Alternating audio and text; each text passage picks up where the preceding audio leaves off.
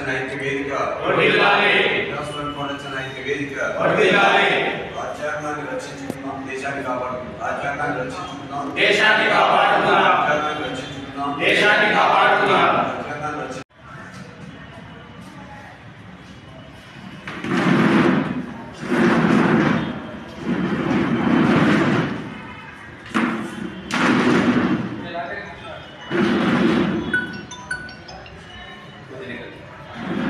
ఈ దేశాన్ని ఒక ప్రజాస్వామ్యయుతంగా పరిపాలించాలనే ఉద్దేశంతోనే ప్రపంచంలో ఉన్నటువంటి అన్ని దేశాల రాజ్యాంగాలను పరిశీలించిన తర్వాతనే మన రాజ్యాంగాన్ని రూపొందించారు.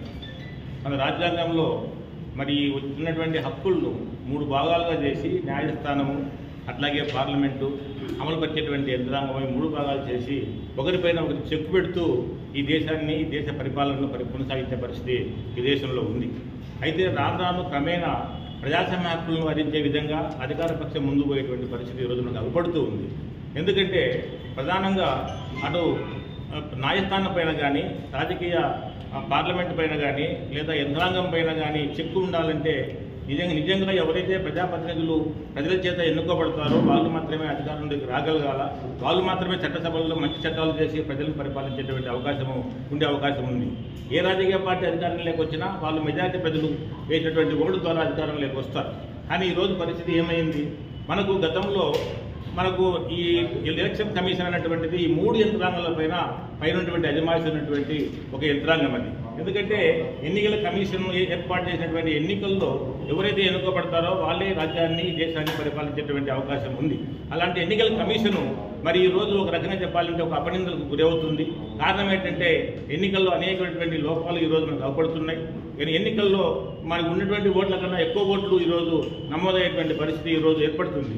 మొన్న ఈ మధ్యకాలంలో హర్యానాలో లెక్కలు తేల్చారు. అక్కడ ఒక వ్యక్తికి ఒక లేడీకి 200 ఓట్లు ఉన్నాయనేటువంటి అంశాన్ని దాన్ని చెప్పినప్పుడు మనకు నిజంగా ఆశ్చర్యం వేస్తుంది. ఎందుకంటే అలాంటి లోపాలు ఎన్ని జరిగాయో నిజంగా ఎవరైతే ప్రజలు ఎన్నుకోవాలని అనుకున్నారో వాళ్ళు కాకుండా వేరే వాళ్ళ అధికారులకు వచ్చారో మనకు అర్థమయ్యే పరిస్థితి ఈరోజు ఉంది. అందుకనే మనం చెప్పేది అంబేద్కర్ చెప్పినప్పుడు కూడా ఆ రోజు చెప్పినటువంటి విషయం ఏమిటంటే అందరిపైన అజమాయి చేసినటువంటి ఎన్నికల కమిషన్ ఎవరు నియమించాలా ఏం కథ అన్నప్పుడు అది ప్రధానమంత్రి సుప్రీంకోర్టు ప్రధాన న్యాయమూర్తి అట్లాగే నీకు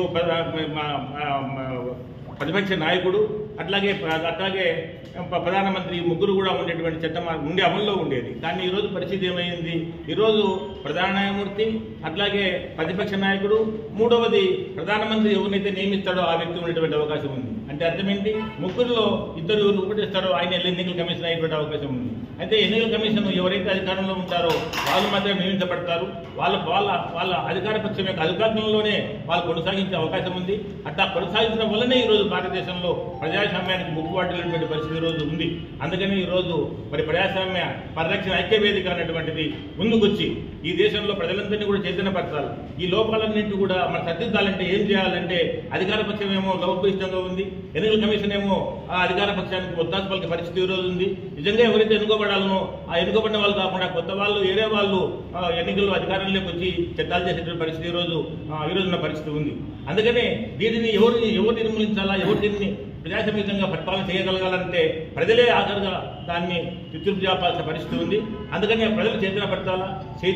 ప్రజలలో అయ్యా ఇది అన్యాయం జరుగుతుంది, డెమోక్రసీకి ఎంతోమంది త్యాగాలు చేసి భారతదేశాన్ని స్వాతంత్రం సాధించారు, ఎంతోమంది కష్టపడి రాజ్యాంగాన్ని రూపొందించారు. అలాంటి రాజ్యాంగంలో ఉన్నటువంటి ఈ లోపాలను సరిదిద్దాలంటే చైతన్యం చేయాల్సినటువంటి అవసరం ప్రజల్లో ఉంది. కాబట్టి ఆ ప్రజలను చైతన్యపరిచేటువంటి కార్యక్రమాన్ని ప్రజాస్వామ్య పరిరక్షణ సమితి అనేటువంటి తీసుకున్నది. కాబట్టి వాళ్ళను అభినందిస్తూ నేను 23వ తారీఖు జరిగేటువంటి కార్యక్రమానికి బ్రహ్మారెడ్డి గారు వస్తున్నారు, అంటే కృష్ణారెడ్డి గారు ఉపన్యాసంలో ఉన్నారు.